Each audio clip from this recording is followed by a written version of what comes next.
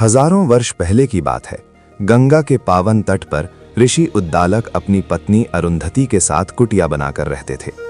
एक सुबह जब ऋषि सूर्य को अर्घ्य दे रहे थे, तभी आकाश से एक बाज के पंजे से छूटकर एक नन्ही चूहिया उनके हाथों में आ गिरी। ऋषि ने उसे असहाय देखा और अपनी आंखों को बंद कर मंत्रों का जाप किया। देखते ही देखते वो नन्ही चूहिया एक अत्यंत रूपवती कन्या में बदल गई। उन्होंने उसका नाम रखा कांता। कांता ऋषि दंपति की लाडली बनकर बड़ी हुई। वो जितनी सुंदर थी उतनी ही चंचल। धीरे धीरे समय बीता और कांता विवाह के योग्य हो गई। ऋषि उद्दालक चाहते थे कि उनकी बेटी का विवाह ब्रह्मांड के सबसे शक्तिशाली पुरुष से हो। उन्होंने हाथ में जल लिया और अपनी शक्ति से देवताओं के राजा सूर्यदेव का आवाहन किया। पल भर में ही आकाश स्वर्ण आभा से भर गया और सूर्यदेव अपने 7 घोड़ों के रथ पर सवार होकर प्रकट हुए। ऋषि ने कहा, पुत्री देखो, ये समस्त जगत को प्रकाश देते हैं, क्या तुम इनसे विवाह करोगी? कांता ने अपनी आंखें सिकोड़ते हुए कहा, नहीं पिताश्री, ये बहुत गर्म और बहुत चमकीले हैं, मुझे कोई इनसे भी अधिक सौम्य और शक्तिशाली चाहिए।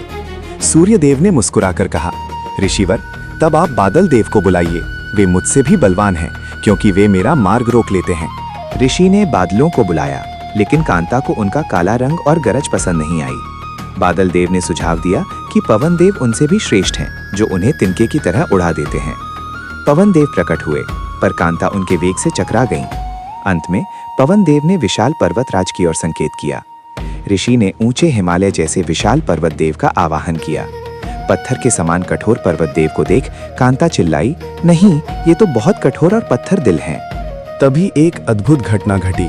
उस विशाल पर्वत के सीने को चीरकर एक नन्हा, चंचल और प्यारा सा मूषक चूहा बाहर निकला। पर्वतराज ने कहा, ऋषिवर, ये मूषक मुझसे भी शक्तिशाली है, क्योंकि ये मेरे कठोर शरीर में भी बिल बना लेता है।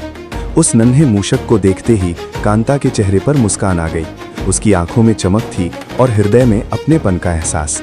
उसने खुशी से कहा, हाँ पिताश्री, यही मेरे योग्य वर हैं। ऋषि उद्दालक सब समझ गए कि नियति को क्या स्वीकार है।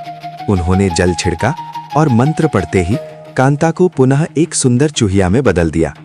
वन के फूलों की वर्षा के बीच ऋषि और अरुंधति ने उन दोनों का विवाह संपन्न कराया। पूरा जंगल मंगल गीतों से गूंज उठा। कांता अब अपने राजकुमार मूषक के साथ एक छोटे से सुखद बिल में रहने लगी। सच है, व्यक्ति चाहे कितना भी बदल जाए, उसकी असली पहचान और जड़ें हमेशा उसके स्वभाव में जीवित रहती।